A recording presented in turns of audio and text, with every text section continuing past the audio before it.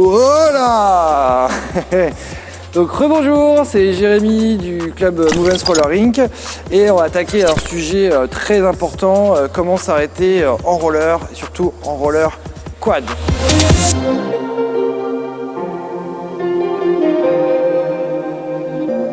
Alors, le roller quad c'est un petit peu plus compliqué que le roller en ligne, mais il n'y a rien d'exceptionnel, un tout petit peu plus, mais vraiment rien d'exceptionnel.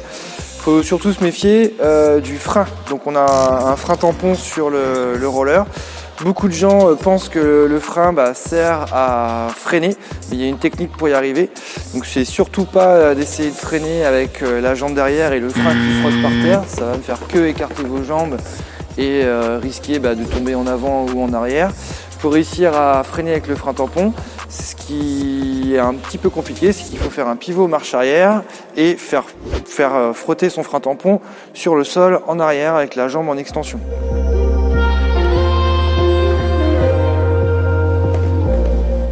Donc le premier freinage que nous on apprend, c'est le freinage écart comme écarté.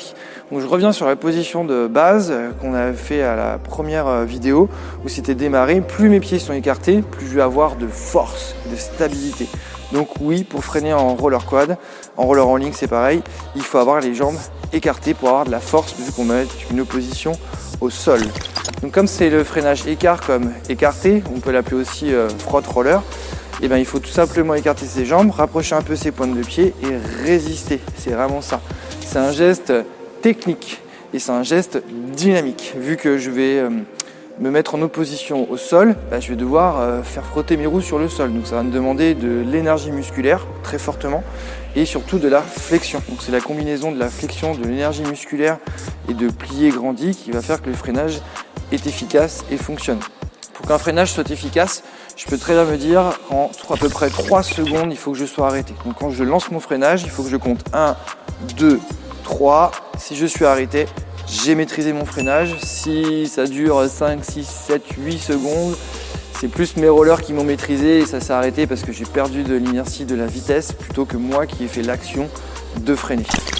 Donc je vous remontre, il faut bien que je baisse mon centre de gravité, que j'écarte mes pieds et que je mette une opposition au sol avec mes pointes de pied pour que ça fonctionne.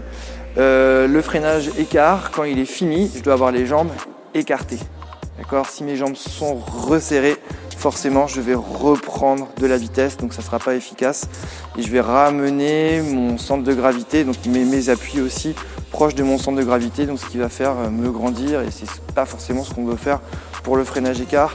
Donc il faut bien fléchir pour absorber l'énergie et une fois que je me suis arrêté, j'ai juste besoin de tourner mon visage, de me retourner et ça fonctionne. Voilà.